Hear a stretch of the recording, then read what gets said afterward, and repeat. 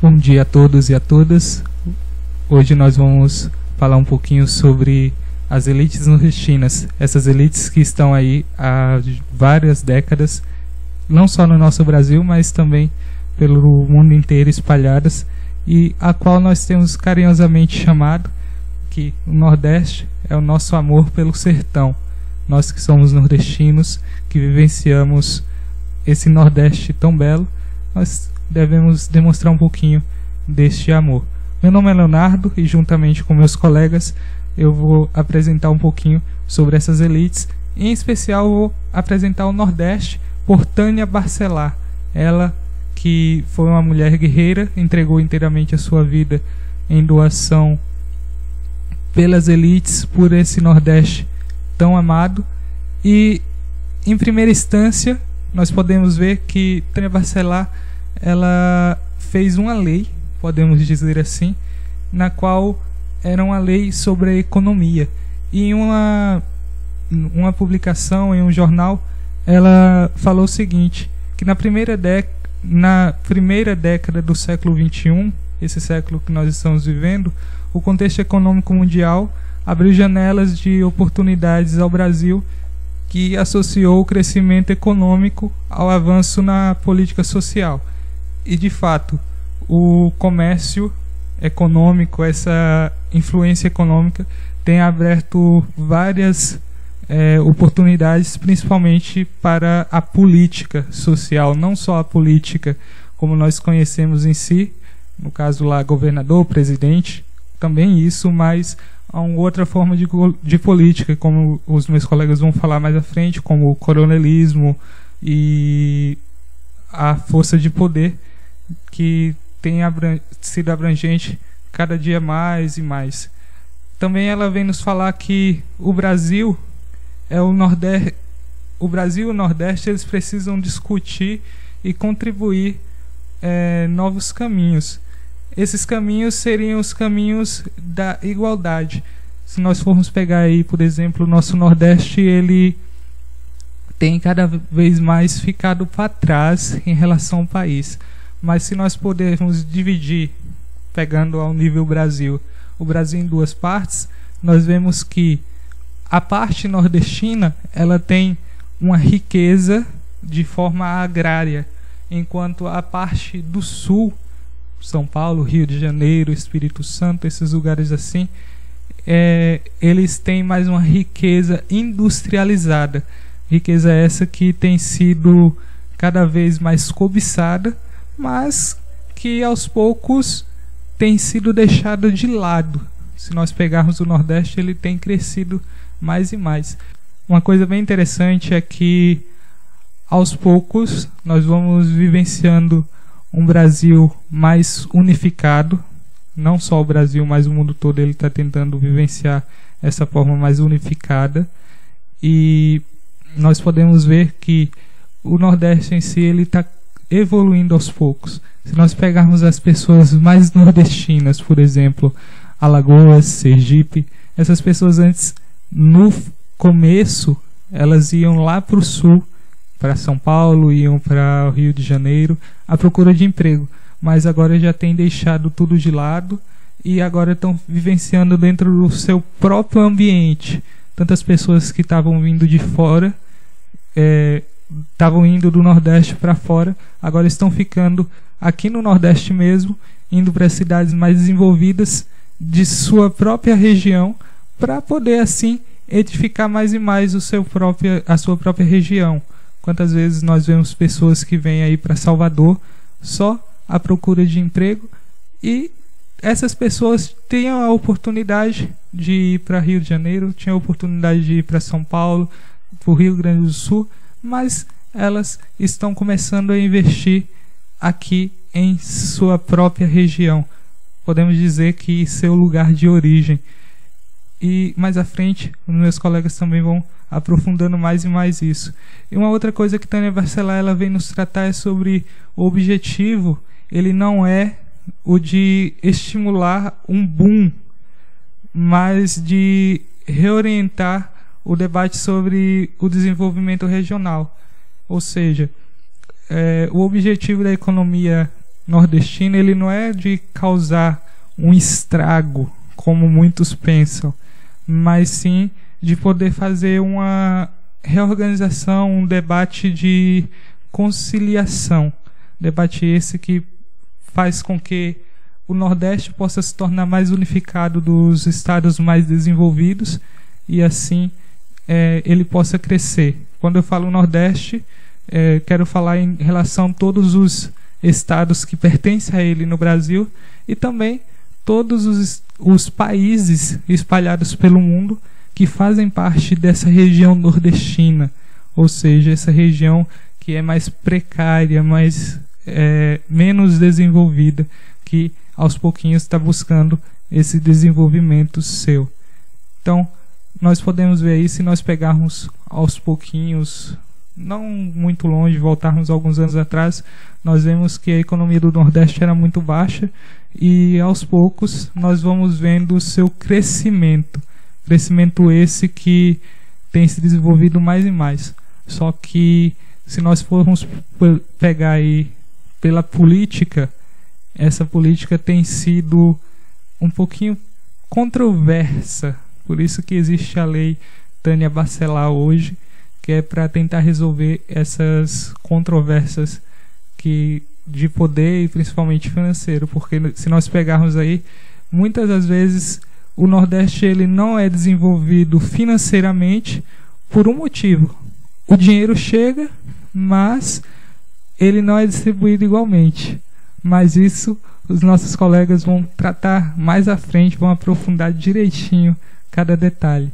Então, é isso que Tânia Bacelar vem nos tratar. Ela vem nos informar mais profundo nessa parte da economia nordestina, mas também nessa desigualdade social do Nordeste, a qual ela tenta reinventar essa desigualdade para que ela seja algo mais sustentável e possa chegar à igualdade.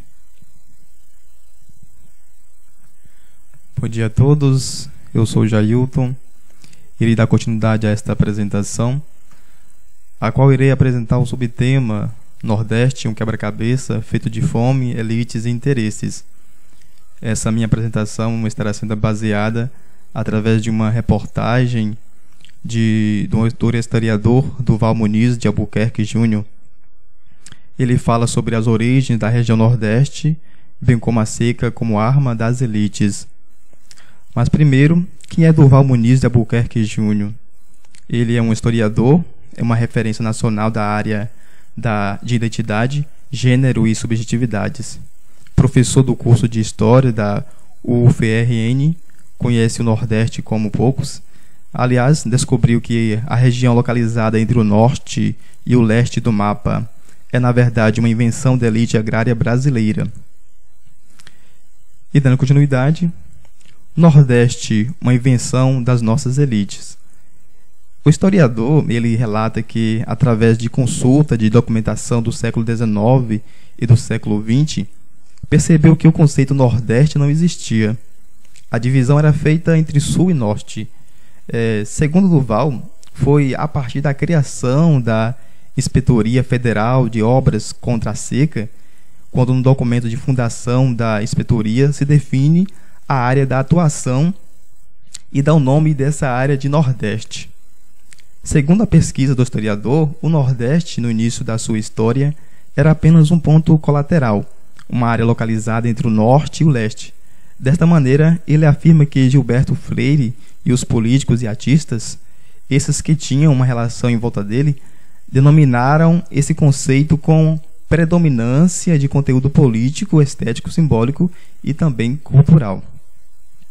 A partir de quando esse novo conceito produzido pelas elites se populariza? Para o historiador, só no final dos anos 30 que o conceito de Nordeste vai surgir. E com o tempo esse conceito passa ao conhecimento, às produções nas camadas populares. Para Durval, antes desse acontecimento, os recortes espaciais do cordel são o sertão, o brejo, o agreste, a praia. São outras divisões espaciais. Então, é muito claro que é uma construção feita pelas elites, notadamente ligadas ao processo agrário, que está em declínio econômico e político. Desta forma, a pesquisa do historiador chega a uma definição que um novo conceito surge no momento em que elas deixam de dominar o espaço nacional, perdem o domínio para as elites do Centro-Sul ligados ao café, à indústria. Em outras palavras, foi criada uma região como abrigo em defesa dos seus interesses. E quem passa a gerar dinheiro a partir de então é a seca? Conforme os estudos do historiador, a seca surge antes do Nordeste como uma arma política, chegando à descoberta que, em grande medida, o Nordeste é resultado do discurso da seca. Para ele, ao invés da região gerar o regionalismo, é o regionalismo que produz a região. O problema em torno da seca só é visto como problema quando atinge setores das elites empobrecidas. Os estudos do historiador apontam que esse empobrecimento se dá no momento pela crise do algodão, do açúcar, pelo fato das províncias empobrecidas não conseguirem dar emprego e sinecura, ou seja, emprego ou cargo rendoso que exige pouco trabalho, como faziam nas secas anteriores a todas as elites. Então, para finalizar este momento, portanto, diante da situação, o que aconteceu foi o que Durval apresentou nos seus estudos. As elites migravam para o litoral e eram socorridas pelo poder público, e as populações pobres eram abandonadas no sertão para se virar, morrer, migrar ou procurar as áreas úmidas. Então, tomando como continuidade da apresentação do seminário, eu, o Hércules, vou dar continuidade na questão da seca do Nordeste, né? Um problema de desigualdade.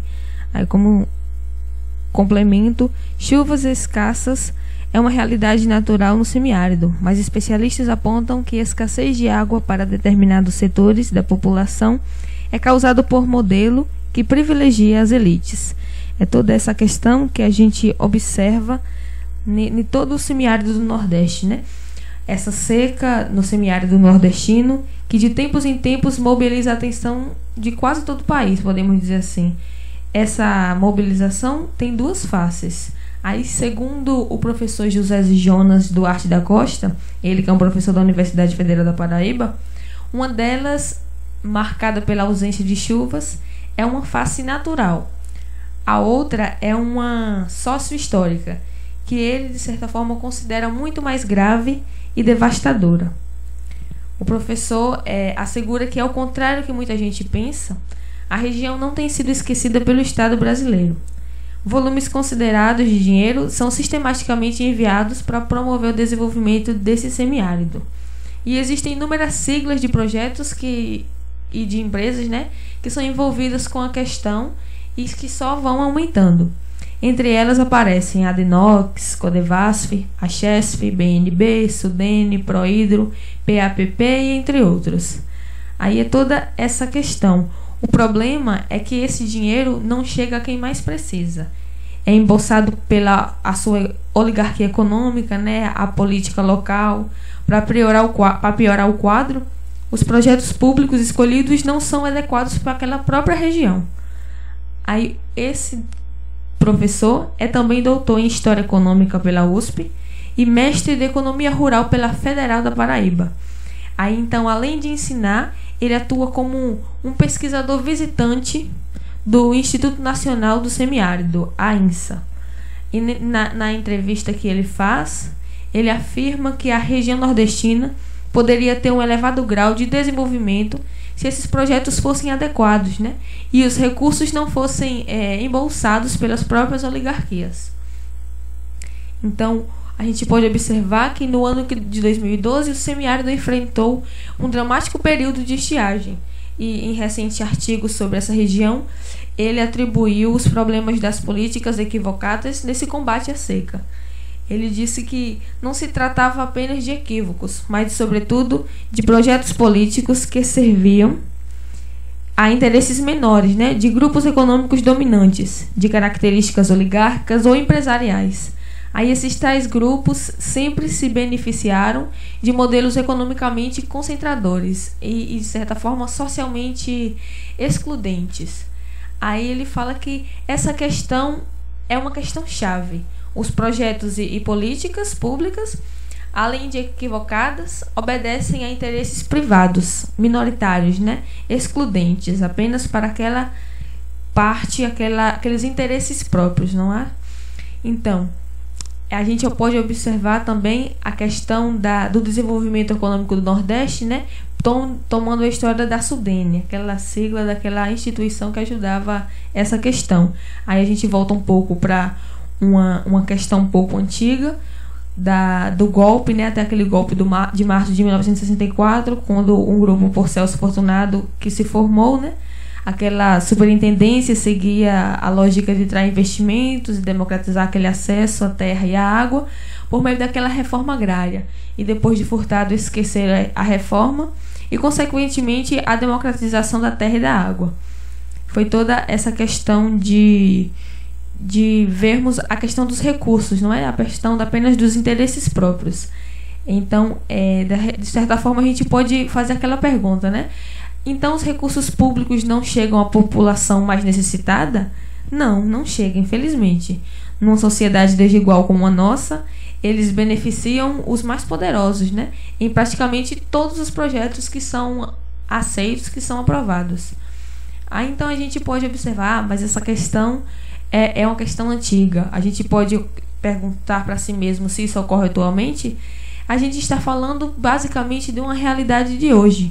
Como, por exemplo, na Paraíba, o governo do ano de 2017, o governo estadual, tem feito enorme esforço para garantir o fornecimento da ração dos agricultores familiares, mas grandes fazendeiros e empresários se apossaram do programa e são eles quem de fato têm esse acesso à ração animal. O mesmo tem acontecido com aquele programa de distribuição de milho que o governo federal subsidia. E só os produtores com melhores condições obtêm esse acesso ao programa. Daquela forma, né? Existem os projetos, existem aquelas, digamos assim, oportunidades, porém, só vai para aquela questão das elites, né? De quem pode mais, questão daquelas pessoas que mais têm condições, mais têm o poder, elite. Então, de certa forma, nesse plano político, seria preciso quebrar a estrutura de poder oligárquico que se alimenta da seca, né? Por mais paradoxal e triste que seja, ainda é comum a gente assistir a políticos profissionais que se beneficiam e tiram proveito eleitoral da situação caótica que vivem, né? Aparecem como defensores dos flagelados e oprimidos, criam logo um SOS seca, né? E tornam-se aqueles garotos midiáticos preparados às bases eleitorais para as próximas eleições, prometendo vestidos a Marias e roçados a Joões. Como dizia aquela música, né, de Gilberto Gil, que foi feita em 1968. Muito bela, por sinal.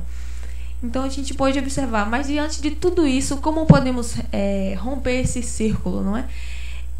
De certa forma, romper essa estrutura política significa eleger outros interlocutores para um diálogo franco, de construção, de alternativas, né? De convivência com essa seca. Não se pode aceitar mais que os políticos sejam os intermediários entre os projetos, né? De enfrentamento dessa questão e a população que espera os chamados benefícios. É necessário criar mecanismos de democracia participativa, efetiva, né? Onde aquele povo organizado participe dos fóruns, de decisões e de certa forma, dirija um projeto de execução de políticas públicas, né? Não é fácil, mas é preciso fortalecer as organizações populares, movimentos sociais, setores da igreja, sindicais e entre outros, né? Essas organizações alternativas que também apresentam problemas e dificuldades, de certa forma, porque existem vícios e problemas na execução dos próprios projetos, mas sem dúvida de longe a gente pode ver com muito menos casos de corrupção, devido desvio de conduta, né, e descaminho de projeto. A experiência da ASA, né, a articulação do semiárido, com aquelas construções de cisternas de placa, cisterna calçadão, barragens subterrâneas, entre outras, né? É um exemplo de grande eficiência. No plano mais amplo, de certa forma, a gente precisa ter um olhar que é preciso montar toda uma infraestrutura produtiva, né, em função das condições peculiares de cada região. No caso, a questão da criação, da aprovação dos projetos deve ser um olhar, digamos assim, mais amplo, e não um olhar da questão de toda aquela visão, de toda aquele olhar para só aquela elite, aquela base que tem aquelas necessidades que o projeto assume, e infelizmente apenas eles são contemplados com essa ação, né? Que é nessa questão que a gente pode observar dessa questão, né? A gente vê que, de certa forma, o Nordeste, algo que a gente observa na questão de captação de água, é essa questão dos açudes, né? Dos famosos açudes. Em muitos locais é uma questão que é falta de divisão, né? A questão, o Nordeste, na falta de divisão. Digamos assim, se formos colocar a questão da divisão entre o território e entre a captação de água, não é nada proporcional, porque, infelizmente, o Nordeste, em certos locais, passa muita necessidade, né? Podemos dizer assim, passa sede, passa aquela seca inteira, mas naquela elite de agropecuários, onde tem aquelas irrigações automáticas, tudo aquilo, eles de certa forma não se sentem prejudicados de forma alguma pelo fato de possuírem essas questões desses projetos das cisternas, dos açudes, dessa questão, enquanto aquele povo, de certa forma, prejudicado, aqueles pobres, abandonados, flagelados, que são, digamos que, o ponto central da criação desses projetos, né? Necessitam daqueles carros-pipas que chegam de vez em nunca à sua localidade. Então, é essa questão que devemos tomar como foco na apresentação do nosso seminário. A questão da desigualdade, como já havia dito no início da minha fala, daquela desigualdade da sociedade em que vivemos, em que um local onde é, digamos assim, tomado por todo o país como um local para ser unido, né, digamos assim, para ajudar essas necessidades do povo, em que o pobre sofre mais, sabendo que é o ponto alfa dessa criação, né, desses projetos, da criação desses benefícios, dessas questões todas, né? Porém, no momento em que vemos, o pobre passa sede, enquanto as grandes elites, os grandes agricultores, os grandes empresários, fazendeiros, não percebem nenhuma gota de seca, podemos dizer assim, nenhuma questão da seca, nenhuma questão de todas aquelas dificuldades que o povo em si serve. Então, dessa forma, eu concluo a minha fala falando dessa forma, né? A questão da desigualdade afeta bastante. E essa questão da elite maior, que toma espaço na questão do povo e que deixam eles de lado, passando apenas serem subordinados, de certa forma, se apenas aquela questão da pirâmide está apenas lá na base. Bom dia a todos, eu sou o Marcelo e venho falar aqui sobre o coronelismo, que parece ser um tema arcaico, mas é muito atual, pois só foi maquiado, mas continua a exercer funções de poderio na sociedade atual. O professor José Otávio de Arruda Melo, já aposentado, ele assim menciona: não tem mais o bico de pena, não tem mais o volta de cabresto, mas tem o sistema de aliança, que é mais fluido. As alianças vão desde a base até em cima, é urbano. O coronel tradicional tinha cartucheira atravessada no peito. O neocoronel é um homem de cidade. São bacharéis, pessoas ilustradas, mas que sabem onde está o peso da máquina, onde está a força do poder. Eles costumam penetrar nas universidades. É um coronelismo ilustrado, mas é um coronelismo. O professor afirma as seguintes famílias se apropriaram do poder no Brasil, principalmente nas regiões mais pobres, rateando a máquina pública entre seus representantes. Elas rateiam o poder, colocando seus representantes nas posições decisórias. Elas estão também no judiciário. É o estamento, a comunidade de poder que não se renova. No legislativo isso é mais visível. E assim ele vai explicando que o coronelismo é uma situação que vem desde o princípio do Brasil com as Sesmarias, mas que foi se renovando através dos engenhos de açúcar, dos engenhos de café, depois tornando-se os intendentes dos municípios, presidente das câmaras municipais e passando de pai para filho, sem dar espaço às outras pessoas, detendo em suas mãos o poder.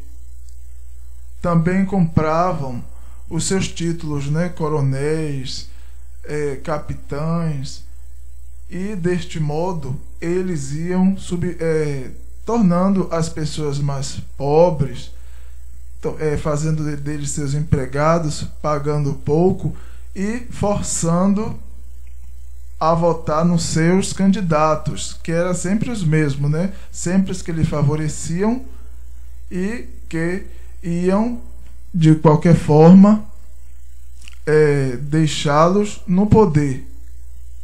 Como houve aqui na Bahia muitas famílias oligárquicas que penetraram na política, muitas ficaram por longos anos, por décadas, outros permanecem até hoje.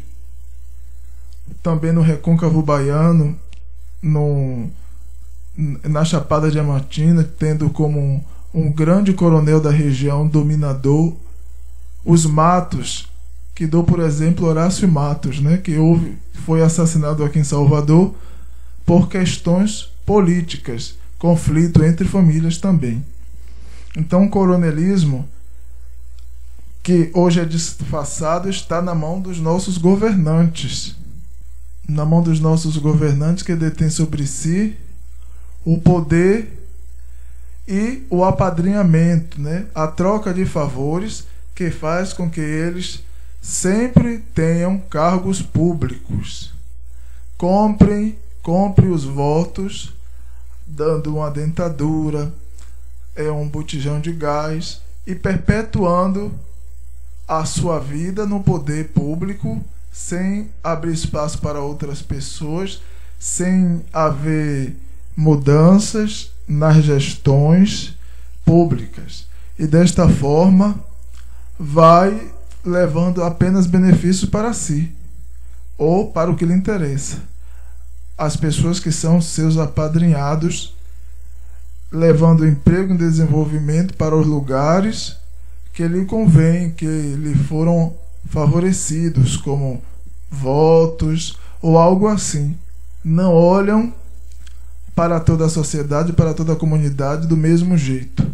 E se houver conflitos entre determinados partidos, entre determinadas famílias, por questões políticas, aí que não chega mesmo desenvolvimento a lugar nenhum. Então, este é o grande problema do coronelismo ilustrado nos dias de hoje. A detenção de poder.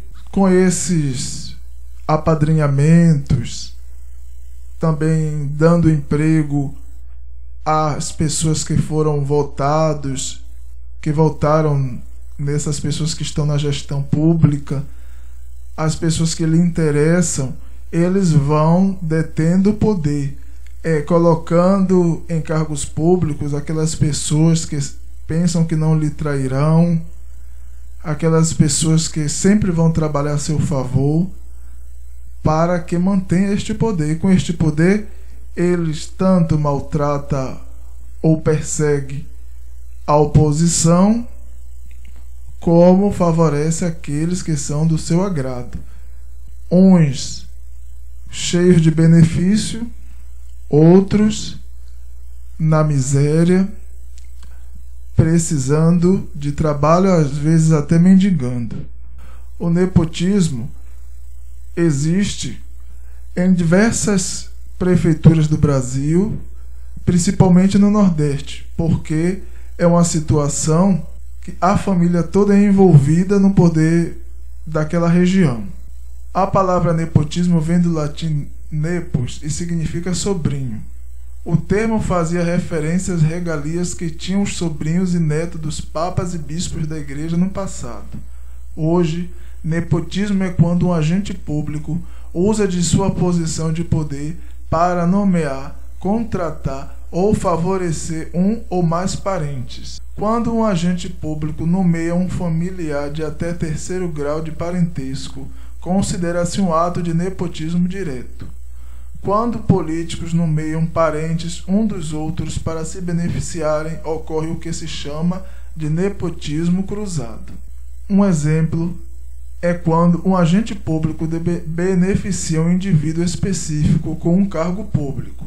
Ao abrir mão de colocar uma pessoa qualificada e treinada para atuar de acordo com as exigências da vaga, infringe-se os princípios de moralidade, impessoalidade e eficiência que devem reger a administração pública. Sempre na mídia vemos casos de nepotismo. A justiça condenando, pedindo exoneração dos cargos, governadores que põem sobrinhos, filhos em altos cargos e não colocam aquelas pessoas que de fato deveriam estar para caminhar melhor, mas se envolve toda a sua família, recebendo benefícios extraordinários com isso e privando a sociedade até de um bem que poderia alcançar.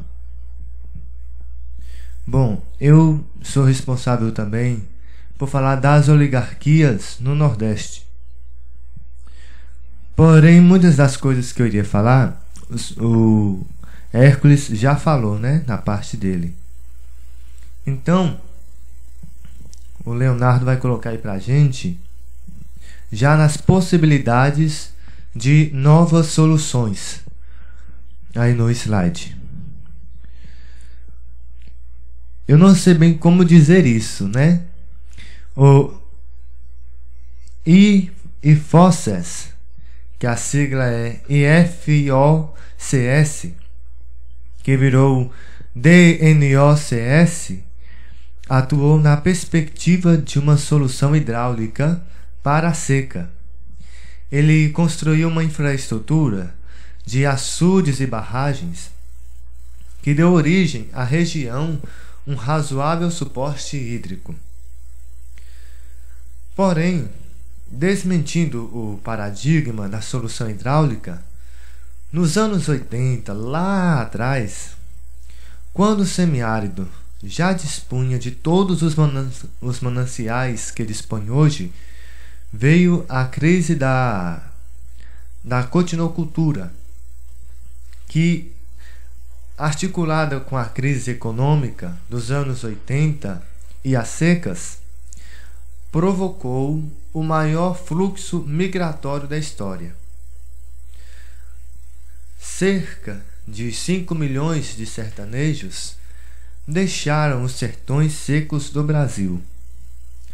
O BNB, Banco do Nordeste do Brasil, tornou-se o maior latifundiário do Nordeste, pois ele é credor de uma dívida impagável por parte da grande maioria dos proprietários de terra da região. Também existe o CHESF, a CODEVASF e os outros programas de emergência, como um projeto sertanejo, reflorestamento com algaroba e outros. Todos esses têm sempre o mesmo objetivo, que é desenvolver o semiárido. Bom, nós estamos falando tudo isso aqui ao redor, né, com o apoio do professor José Jonas Duarte da Costa. Então não é somente ideias nossas, né, da nossa cabeça, mas é algo que ele em entrevista disse, né?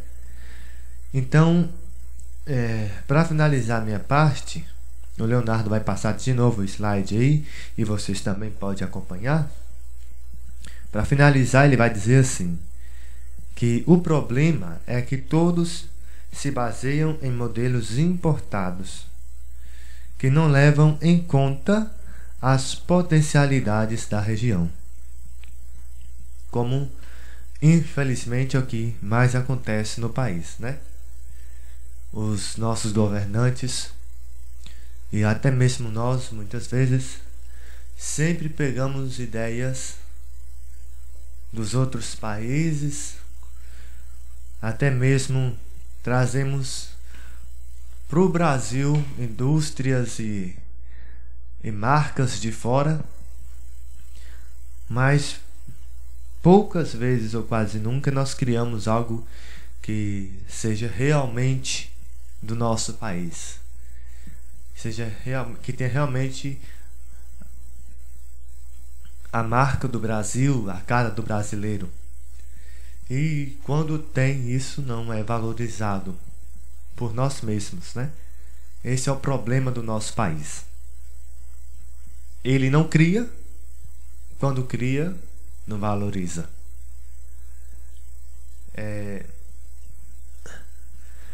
Diante disso tudo, diante desse problema aí do Nordeste, eu quero acrescentar também, aí já em minha opinião própria, um outro probleminha pequeno comparado a tudo isso, né? Que é o preconceito para com os nordestinos. Que isso é uma outra coisa simples, mas que é muito enraizada e que faz também muita diferença.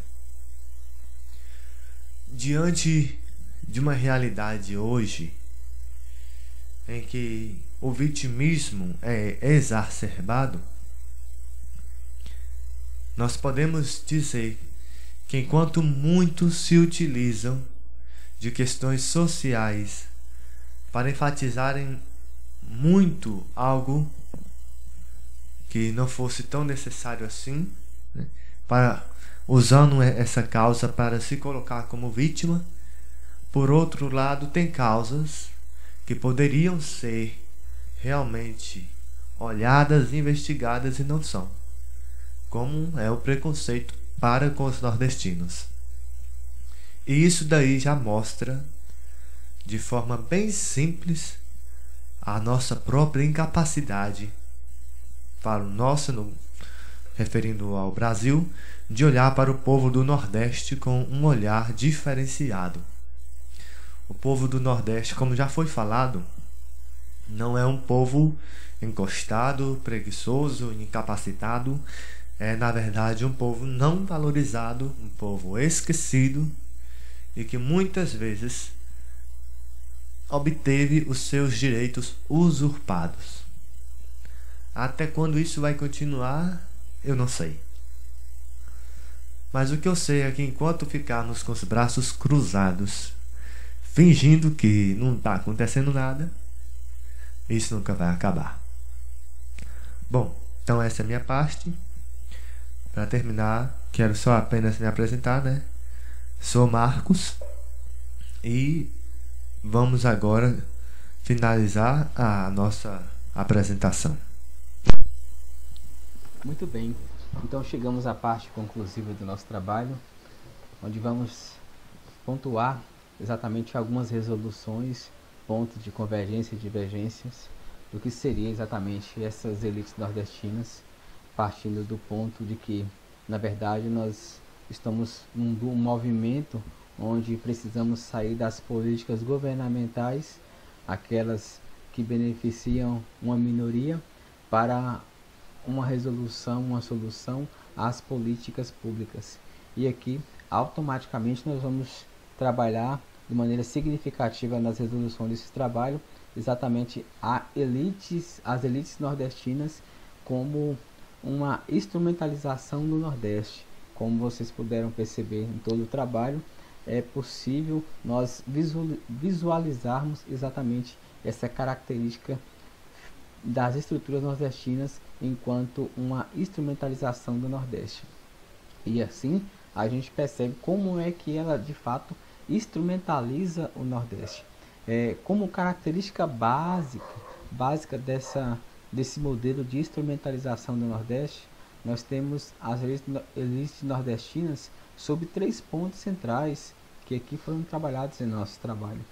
O primeiro ponto exatamente é possível perceber a existência de uma luta entre as elites brasileiras. Então, como nós sabemos muito bem, a elite brasileira, a elite nordestina não é a única, mas existe elites também nas outras regiões. E aí, então, quando de fato nós sabemos que a história, a elite nordestina, ela perde força, então a partir desse momento ela precisa então reingressar no espaço econômico e político, e por isso dentro dessa estrutura ela começa então como se fosse uma espécie de um embate para conseguir um alcance, um espaço melhor de reconhecimento dentro das outras elites brasileiras. Outro ponto dessa instrumentalização do Nordeste nós encontramos a partir das elites nordestinas com o uso do dinheiro público para investimento privado. Agora então essas perdas de espaço das elites nordestinas faz com que então ela crie meios que de fato possa usar o dinheiro público para investimento. E aí quais são os meios que esse grupo utiliza para poder conseguir exatamente um certo incentivo e apoio? E aí a gente fala apoio, pois nós estamos falando de políticas governamentais. E é exatamente o terceiro ponto que caracteriza as elites nordestinas, que é a utilização do Nordeste como uma imagem e propaganda. Então nós temos uma imagem do Nordeste pobre, do Nordeste de fome, de seca, um Nordeste ignorante, que precisa se desenvolver, e por isso, para se desenvolver, ela precisa de investimentos. Então o rosto, a cara que as elites nordestinas dão ao Nordeste. Para isso do nosso trabalho de conclusão, vale ressaltar que a gente precisa tomar algumas conclusões chaves, né? Se por hora pontuamos agora atrás as 3 características do que de fato faz com que as elites nordestinas elas possam se estabilizar e elas também ao mesmo tempo justificam a sua existência, nós precisamos agora concluir com conceitos chaves do que realmente é essa elite nordestina e quais são as resoluções para o futuro, quais são as perspectivas para o futuro. E aí nós temos então as elites nordestinas, ela é uma elaboração histórica. Como elaboração histórica, nós sabemos que a base dessa elaboração histórica é exatamente a dominação. Então o tempo todo as elites nordestinas existem para a dominação, tanto nos qualquer outras elites brasileiras, elas estão exatamente para uma dominação. E como funciona essa dominação? A gente na verdade tem 3 grupos que sintetizam exatamente essa construção histórica das elites nordestinas sob a perspectiva da dominação dos dominantes. E aí nós temos o grupo que são o grupo dos dominantes estrangeiros, aqueles que têm a priori, que na verdade chegam com uma cultura que é aquela cultura majoritária, que na verdade coloca características que exatamente querem eliminar tudo que for tradicional do povo, né? E aí nós temos o outro grupo, que é o grupo dos dominantes nativos de todo o país. E esse grupo, eles ao mesmo tempo que eles se unem para se manterem como dominantes, ao mesmo tempo eles se distinguem pelos os conflitos e as lutas para se manter exatamente no poder, que é um terceiro grupo que a gente fala dos dominantes nativos regionais. Durval Albuquerque, ele nos ajuda a entender exatamente como é essa elaboração histórica, ao dizer que o Nordeste, assim como o Brasil, não são recortes naturais, políticos ou econômicos apenas, mas sim principalmente construções imagéticas discursivas, constelações de sentidos. E aqui nós temos, na verdade, o tempo todo essa lógica da política dominante, que vai então validando essas elites nordestinas como uma elaboração histórica. O segundo ponto crucial de chave de resolução das elites nordestinas é que a gente precisa visualizar as elites nordestinas, como o trabalho apresentou aqui, a partir da visão do coronelismo, né, da visão das oligarquias, mostrando exatamente quais são as ideias que permeiam as elites nordestinas. E as ideias que permeiam as elites nordestinas é exatamente uma metáfora ideológica. Essas elites têm uma lógica política de combater a seca, né, que é a imagem que eles tomam, né, de estigmatizar o Nordeste, retrata de modo significativo os meios para se adquirir e investir de verbas, e por essa metáfora ideológica chega-se à ideia da instrumentalização do Nordeste com a estigmatização. E o Flávio Rocha, que nos apresenta exatamente sobre essa imagem real e essa imagem fabricada do Nordeste na Revista de Ciências Sociais de Fortaleza, ele então nos indica a seguinte forma como é de fato apresentado, como é bem visível essa ideologia por trás das elites nordestinas. E diz, né, o discurso regionalista encontrou o caminho mágico para irrigar com dinheiro público, por meio de grandes projetos, como as construções de açudes e barragens e a criação de organismos estatais. Então, por aqui a gente percebe muito bem, na verdade, como é que é trabalhado exatamente essa metáfora ideológica de uma elite. Então, para guisa de conclusão, nós precisamos visualizar exatamente isso, o que a elite nordestina é, e o que ela pensa e o que ela faz a gente pensar. Na verdade, nós estamos envolvidos em tudo isso, né? Tudo isso como uma elaboração histórica que foi construída e que ela nos vende exatamente uma metáfora ideológica. E eis então que, para a resolução do trabalho, para a resolução e como proposta de solução, é preciso fazer um caminho que exatamente busque uma superação dessa imagem fabricada sobre o Nordeste. E pois o Nordeste ele continua e vai continuar sendo por muito tempo um campo fértil para a implantação de projetos que resultarão sempre no aproveitamento político e econômico de um pequeno grupo, né, em nome da salvação. Mas é preciso um movimento. E que movimento é esse? Partir exatamente de políticas que visam as elites nordestinas para políticas públicas que visam os nordestinos. Então, que visa exatamente o todo. Flávio Rocha nos conduz. Todas foram alicerçadas em uma imagem propagada para alimentar o lucro de uns poucos. E aí exatamente o que muitas vezes por trás de toda essa ideologia que camufla exatamente as desigualdades sociais e econômicas com a concentração de terras e poderes políticos.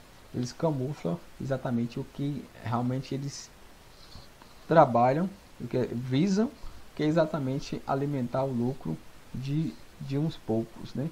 E para guisa de conclusão, o nosso Durval Albuquerque, ele, se tratando dessas elites nordestinas que precisam conduzir um olhar crítico para nós, vale ressaltar que o ponto central dessa discussão, desse nosso trabalho, é exatamente nós percebermos o quanto a história ela é construída com uma base, e que não se pode negar toda essa estrutura histórica que nós temos, né?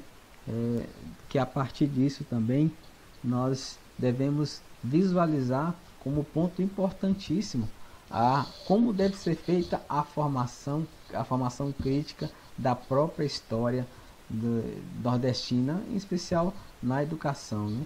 E aí então Durval Albuquerque, para concluir o nosso trabalho, nos conduz aqui então para uma superação dessa elite nordestina, das elites nordestinas, e ele nos diz: o Nordeste de hierarquias conhecidas e preservadas, mas também um Nordeste da seca, das retiradas, da súplica ao Estado e às autoridades por proteção e socorro.